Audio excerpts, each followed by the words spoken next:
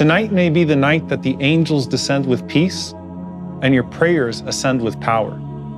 Laylatul Qadr, the night of power, the night of decree, the night of Allah's mercy descending upon you and me. It's the night that is greater than 1,000 months, an entire lifetime. And if the deceased wished they could have one more minute to pray a quick 2 rak'ahs on an ordinary day, how much more do they wish they could have another shot at Laylatul Qadr? But you're still here, and many of them are depending on your du'as for them. But what does it look like on the other side of that barrier? One of the reasons for the name Laylatul Qadr is because the heavens are pushed to their qadr, to their full capacity. There's a traffic jam of angels going between the heavens that's so powerful, it could literally steal the light of the sun. And as they're descending upon masjids and homes, reporting back to Allah subhanahu wa ta'ala, it's all salam, peace until Fajr. And if we could hear our names in the scrolls of forgiveness, how much would we wish we were on that side? Yahya bin Mu'adh rahimahullah said, Ya Ghaful, Ya Jahul, O heedless one, O ignorant one, لو سمعت صرير الأقلام في اللوح المحفوظ وهي تكتب اسمك عند ذكرك لمولاك لمت شوقا إلى مولاك. If you could hear the sound of the pens in the preserved tablet writing down your name every time you remember your master, you would die from longing to meet your master. May Allah grant us the gift of seeing it written down when we get there and meeting him while he's pleased with us. Imagine how many people that strove in the past are now looking at a Laylatul Qadr from their graves from over 1,000 years ago, and it still makes them smile. Imam Ibn al-Jawzi rahimahullah said, by Allah, if it were said to the inhabitants of the graves, make any wish, they would wish for another day of Ramadan. If that's the case, how much more do you think they wish for the last 10 nights? But that's their past observances of Laylatul Qadr. How about now? Do the people in the graves even know when it's Laylatul Qadr? Now we already know there's a concept of time in the barzakh. As Allah subhanahu wa ta'ala says in the Qur'an when referring to the punishment of Fir'aun, they are exposed to the fire morning and evening. And the Prophet ﷺ said that everyone is shown their eventual place in heaven and hell every morning and every evening. We also know they have a grasp on world events as they receive deeds presented to them from their loved ones. And they hear about the world from the new souls that enter into that realm. And we have the narrations that speak about how eager they are to ask about the people still in this dunya. So do they feel blessed times like we do here? There are many scholars like Ibn al-Qayyim rahimahullah who assert that the souls of the believers congregate every Jum'ah, just like we do here. And this has been corroborated by many dreams. And we know that Jum'ah is a blessed time even in Jannah. So one of the first chapters of Kitab al-Ruh, he titles it, What Do the Birds Utter During the Day of Jum'ah? And there's a narration that Mutarrif rahimahullah had a habit of visiting the graveyard every Jum'ah in the early mornings. And on one of those visits, he dozed off on his horse at the gate of the cemetery. Then he saw a vision of all of the souls sitting on top of their graves saying, O Mutarrif, who comes to us every Jum'ah.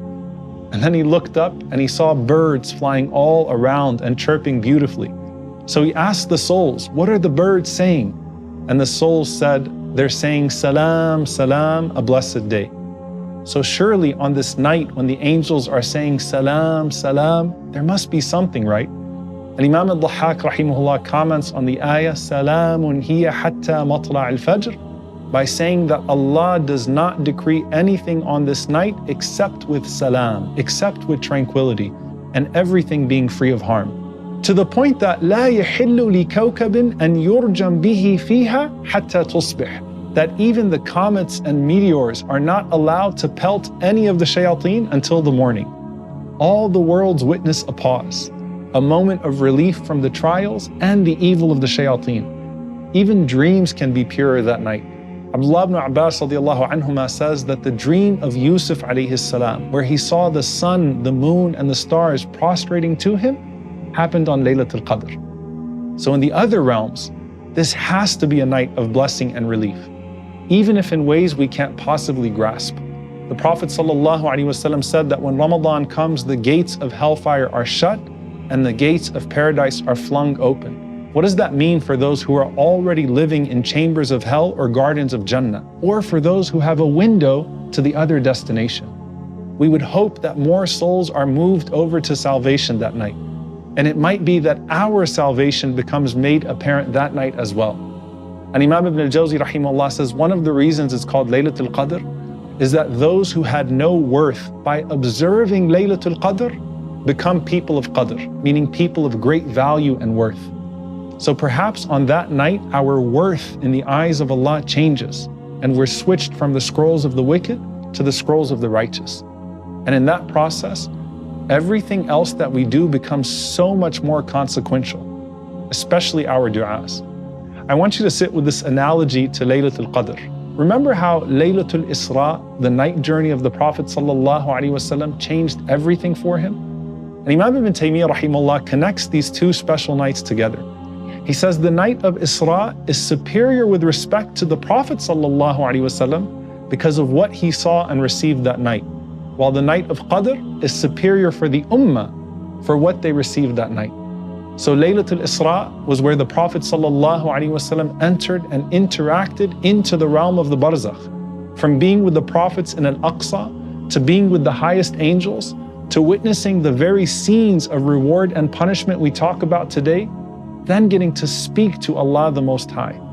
What a night of access it was for our Prophet ﷺ. But Laylatul Qadr is the Ummah's Laylatul Isra, where we get to undertake a night journey to Allah, where we recite the words of Allah all night, and we have the angels all around us elevating our deeds to the throne.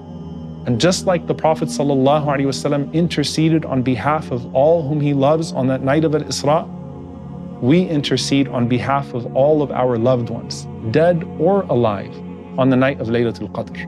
Remember that father who told his son, "Don't stop sending your gifts to us in the form of dua"? He specifically said, "Oh my son, ask Allah to grant us al-afwa wal-ghufran, His pardon and His forgiveness." So when you're asking Allah, Allahumma innaka afuwan tuhibbul afwa fa'fu anna, oh Allah, you are the pardoner, you love to pardon, so pardon us. Make sure you're including them in that us part as well. And if this world is a stage and we're all performing in front of the unseen for unseen rewards of our own, Laylatul Qadr is the greatest night of them all. And how blessed when you get to see all of what it did for you and everyone else that you love in the barzakh.